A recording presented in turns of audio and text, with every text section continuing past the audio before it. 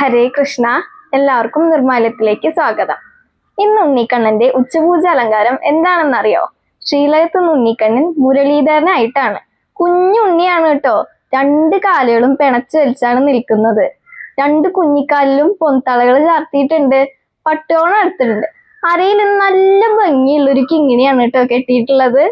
നല്ല ഭംഗിയുണ്ടെന്ന് കാണാൻ കേട്ടോ. അതുപോലെ തന്നെ ചുണ്ടിനോട് ചേർത്ത് പൊന്നോടക്കുഴൽ പിടിച്ചു നിൽക്കുന്നുണ്ട്. രണ്ട് കൈയും പിടിച്ചിട്ട് കേട്ടോ. വേണുഗാനം പൊഴിക്കാനാണ് നിൽക്കുന്നത്. വേണുഗാനം പൊഴിക്കുന്ന കൃഷ്ണൻ നമ്മൾ എല്ലാവരും കണ്ടിട്ടുണ്ട്. എന്ത് ഭംഗിയാണെന്നറിയോ ഓടക്കുഴൽ പിടിച്ചിരിക്കുന്ന ആ രൂപം കാണാൻ വേണ്ടിയിട്ട്. അല്ലെങ്കിലും വേണുഗാനം പൊഴിക്കുന്ന കണ്ണനെ ആർക്കാല ഇഷ്ടമില്ലാത്തത്?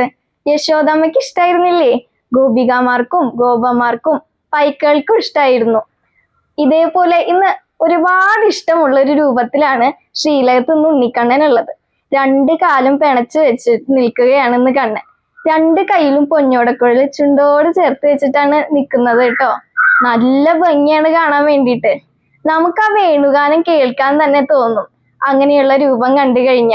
ശ്രീലകത്ത് നോക്കി നമ്മളൊന്ന് പതിയെ കണ്ണടച്ചു കഴിഞ്ഞാൽ മനസ്സിൽ കേൾക്കാം വേണുഗാനം പൊഴിക്കുന്ന കണ്ണനെ.